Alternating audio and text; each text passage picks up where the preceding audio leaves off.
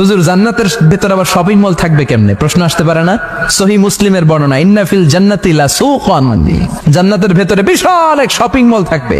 এটা বোধহয় আমাদের বসুন্ধরা শপিং কমপ্লেক্সের মতো হবে, যমুনা ফিউচার পার্ক। দুবাইতে যে একটা আছে বিশাল শপিং মল, মালয়েশিয়ার মিড ভ্যালি, এগুলোর মতো হবে মনে হয়। কত বিশাল যে শপিং মল হবে। সহিহ মুসলিমের বর্ণনা, প্রতি শুক্রবারে সব জায়গা থেকে বন বন করে মৌমাছির মতো জান্নাতীরা ওই শপিং মলে শপিং করতে আসবে। ইচ্ছে মতো দেদারসে পোশাক কিনবে, ইচ্ছে মতো শপিং করবে, টাকা দেয়া লাগবে না, ক্রেডিট কার্ড লাগবে না। সুবহানাল্লাহ পড়েন। ইচ্ছে মতো শপিং করবেন। দুনিয়াতে একটু কষ্ট করে হালাল উপার্জন করে খেয়ে যান। আল কানাআতু মিনাল ইসলাম, অল্পে খেয়ে তুষ্ট থাকা আর আল্লাহ শুকরিয়া করা, এটার নামই ইসলাম। অল্প খাও, অল্প পড়ো, অল্প জমাও, অল্পের ভেতরে বরকত ঢুকাই দিছে কে? অনেকে দেখবেন অনেক খাই খাই নাই নাই করে, এটা যাদের স্বভাব তাদের কখনো বরকত হয় না।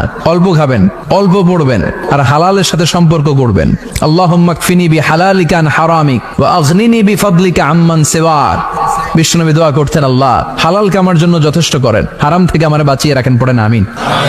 হালাল অল্প হলেও হালালে বরকত আছে না নাই? হারাম বেশি হলেও এটাতে কোনো বরকত নাই, ঠিক কিনা?